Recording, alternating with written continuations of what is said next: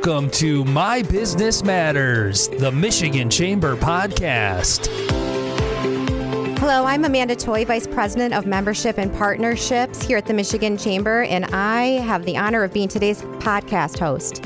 Today we're talking about artificial intelligence, also known as AI, not for down the road, but what does that look like today? We're in it, folks. We're focused on what AI actually means for our businesses and how small businesses across Michigan are already using it to save time, reduce costs, and work smarter. And I'm excited I don't have to do this alone because I'm not the expert. We're joined today by two leaders right here in the center of the conversation. Two great guys. First, Sean Park is the head of U.S. and Canada policy and partnerships at OpenAI, the company behind what we all know as ChatGPT.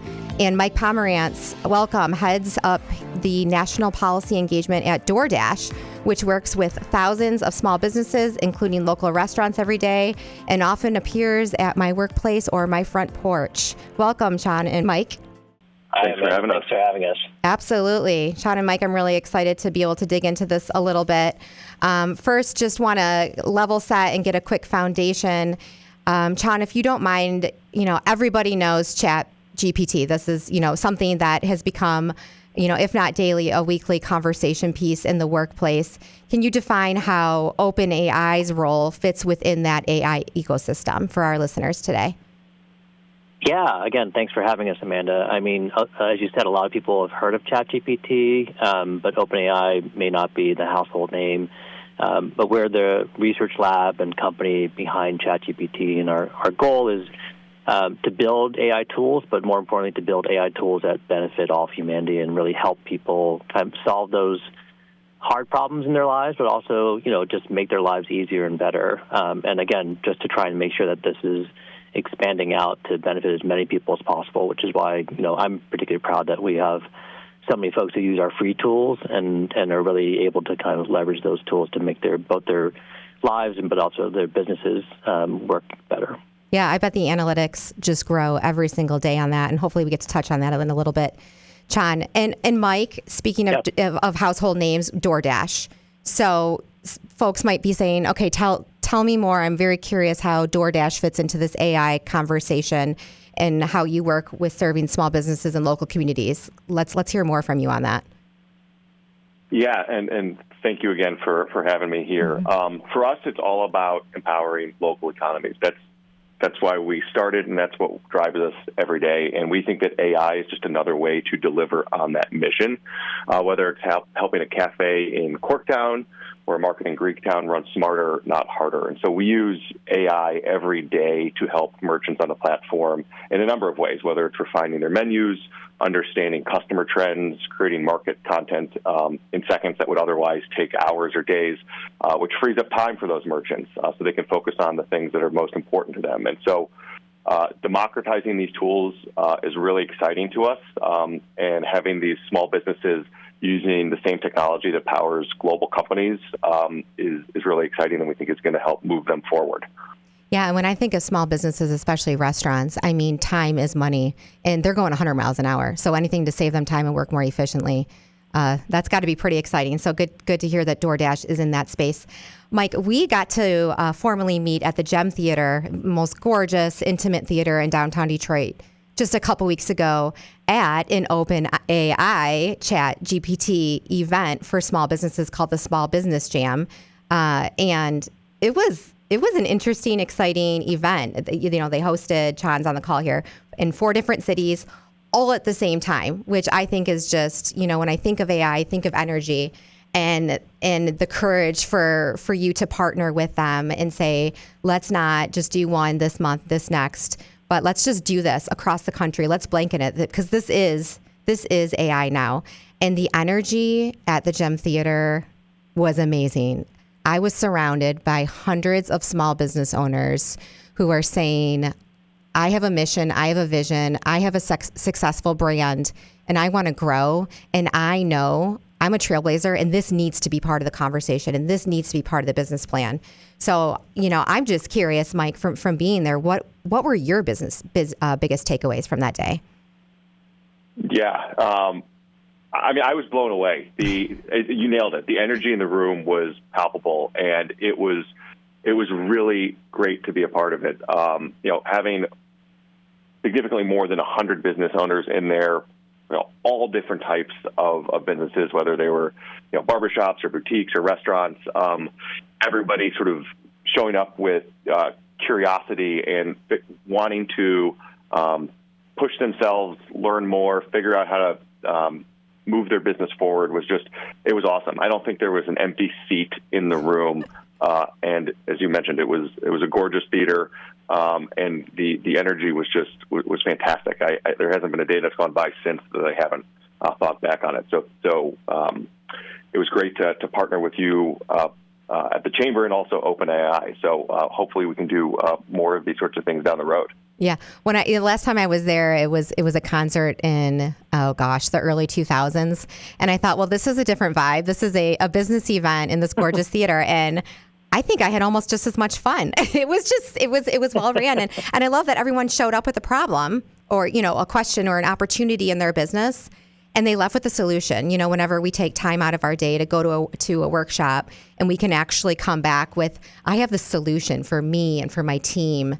I thought, gosh, there's no better case study for what AI can do for us than actually just getting in there and doing that. So, I thought that was pretty cool. And, I don't know if we want to call it the elephant in the room, but there were some people, I think, that started that day at the Gem Theater that maybe proceeded with some conservative caution or may have been unsure of what to expect that day, or I'm a little curious, but I'm really unsure about AI. And I'm sure this is something that in your roles, you're educating business leaders, but also elected officials, the private and public sector. So, Chan and Mike, what do you say to any of those audiences that you interact every day around the country? What do you say to them about, any concerns that might bring up with, are we losing the human touch? Is this accurate enough? Where is this going? What we say to folks is, look, this is not about losing the human touch. It's about helping to make your lives, your businesses work better for your customers or the people around you. I mean, back to the Small Business Jam, I think one of the great stories I heard about in Detroit, in fact, was the owner of What's the Dill restaurant. So it's a food services place in Detroit. And she's got, I think, 6 employees. Her name is Leona Milton, and fantastic food. And it wasn't about coming in to try and overhaul the entire business, but just in a small, focused issue of like, how do you better manage the inventory? How do you better predict consumer demand? How do you use these tools to integrate them into your system in small ways, but in small ways that help you actually free up the time to engage with your customers, to actually, do the work and do the, business in a way that actually allows you to have more of a human touch there. So I think having, uncertainty and questions about the technology is completely natural and understandable and actually welcomed. But part of it is, starting small and really, trying to tackle some of the, little annoying or thorny issues that may be stumbling blocks for your business, and then starting there and then seeing where it goes. Yeah, I would echo a lot of that. I think it certainly isn't meant to replace the human touch. It just gives the merchants, the users, more space to use their human touch. Whether it's updating menus or again, creating the marketing content we talked about earlier. It frees up time and frees up space so that they can continue to engage with their customers and vendors and others. Yeah, and one of the concerns is with any new technology, especially for small businesses, what is this going to cost me, right? You talk about Leona, a 6-person shop, Chan, and there were a lot of those business type people in there. And I love the affordability of getting started in this. And, DoorDash is making this affordable and approachable as a consultative tool for their clients and customers. So, I think having people get into these systems and to work through it takes away some of that intimidating concern of, I'm not, a software engineer, or I don't have a major investment line available in my expense budget for next year. where they can just kind of get started. And that's something that I saw at the Business Jam. They literally were putting in, and I even put one in, a problem that I'd love to solve. And how can AI help me solve that and create practical steps to be able to actually take this back to my workplace in real time and get with my team and deploy this and solve it. And we all know as business leaders, time is money. So, what is your advice to maybe the folks who weren't able to meet up at the Gem Theater, some of these Michigander business leaders who are listening today? How can someone get started with AI? How can they begin safely, and how can they begin affordably? Yeah, I mean, back to your point about the affordability piece. Again, kudos to DoorDash for helping to kind of bring this to the various merchants that they work with, and we certainly are really trying to make this as widely available as possible, both through our free products and also even for the ChatGPT Plus, making it as affordable as possible to make sure that cost is not a barrier to this. I think the other thing that I love about the tool is that you don't need to be a coder or have a computer science background or have a technical degree to be able to access it. The natural language interface of this, the way you can use basically just text, whether typing it in or using the voice mode and speaking to it, it really lowers the barrier for entry into accessing the tools and being able to use it in a very conversational way to try and figure out what is my business doing right now? How does it work? How can I find ways to improve it? And using it as a consultant of sorts. And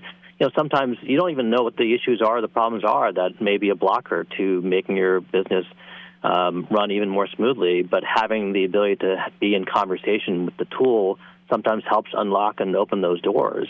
So I think starting with very basic, simple questions about the work that you're doing, trying to figure out some smaller, discrete tasks that you may want to tackle in a more kind of manageable way in bite-sized chunks. I think that's a good way to start. But then also, frankly, using the tool to come up and brainstorm with other questions and other thoughts about what are other ways that you can be improving your business processes. I think it actually can be a good brainstorming partner for that.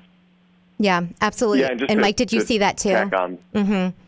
Yeah, absolutely. And I think what we've seen is just like it's merchants and users just sort of figuring out how it works for them. As you were both saying, just experiment with it a little bit each day. It's not going to, the use cases are not going to be the same for every single merchant on the platform, but there are undoubtedly areas where they can all use it to their advantage. And so just spending a little time with it each day, experimenting, trying new things, pretty low stakes for high reward. Absolutely. Yeah, I was impressed. Oh, go ahead. Yeah.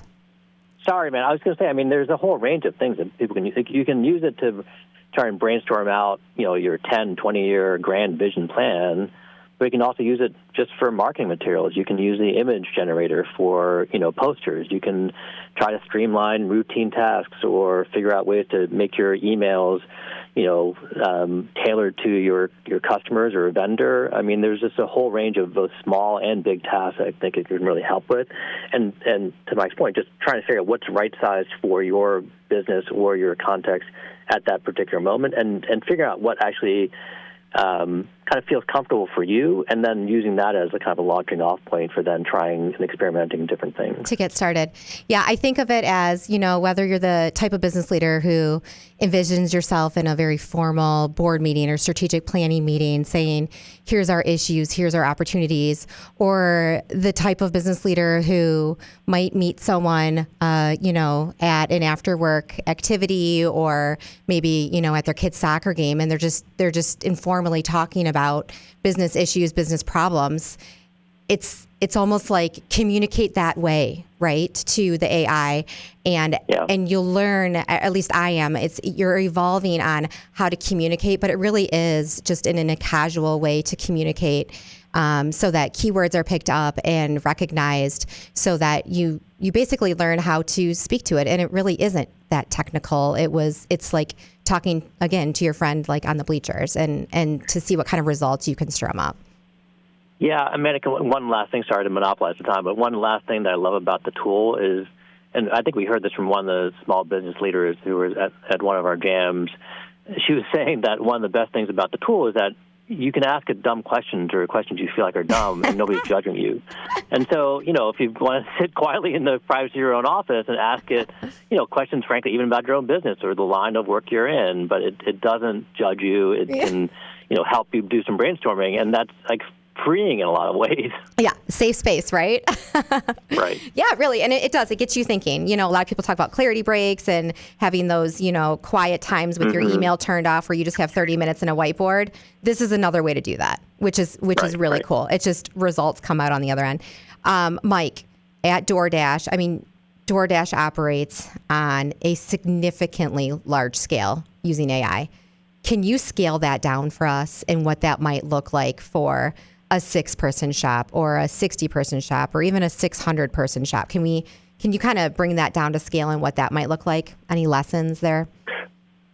Yeah, I think one big lesson is that AI works best when it works with people, not sort of in lieu of people. And so, at DoorDash, we sort of have the mindset that merchant insights plus AI is where you can really see some real value.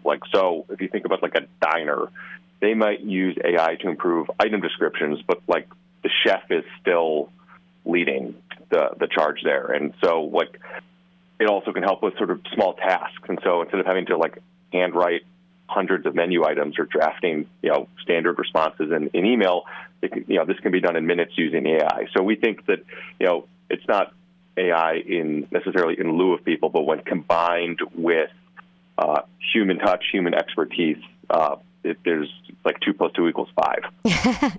It's productive.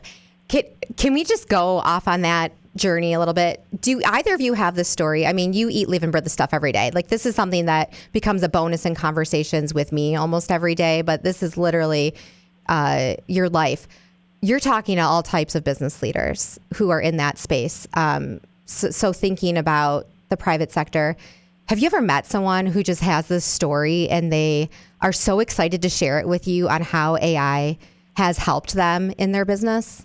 So I'll maybe shift it a little bit. It's not necessarily business, but it is a story that sticks with me. So we've done these small business jams, but we've also done these jams with nonprofits. And so it's similar in some ways because, a lot of the beauty or power of the tool is, helping you tackle these recurring or repetitive tasks and things that seem mundane. There was a woman I met in Delaware at one of our nonprofit jams who basically, created a nonprofit to collect toys for foster kids. And this was basically a way in which she was able to use the photo or image recognition tool and the ChatGPT to basically help inventory and create a way for her to, basically save hours and hours of time in cataloging all these different toys and getting them more quickly to foster kids. She was really moved by it, and I think had never really had a technical background either. It's not a business case necessarily. Obviously, you can translate it to other contexts, but that's I guess the story that sticks with me so often. It's just finding ways. It's a very arguably a small thing, but the impact that it has, certainly for her and for her organization was pretty important, pretty powerful. Yeah, she got to put the clipboard away. Yeah, exactly. and take a picture and tell Chat, hey, what are these things? And right. Think of what she's doing with that saved time, or her small team, or her volunteer leaders. Instead of sitting there with their clipboards, are they having conversations with clients or being able to work on the vision and other impactful activities, right? Yeah, and that it extends. Another story we heard just recently, the seed farmer in South Carolina she's working to kind of take over her family farm of 100 years and using it to basically take all the old records from her dad, who's been doing it for years and years, and help catalog them, digest them, synthesize them, and then help her in her business moving forward in a much more kind of 21st century way. Yeah, that's cool. You went from nonprofit, which is still you're a business, right? You're just nonprofit business, to this seed farmer. And the stories are endless, but I just think that when we're thinking about these new things that seem far off, A, they're not far off, and B, they really are helping everyday people, which is really a cool part of the story.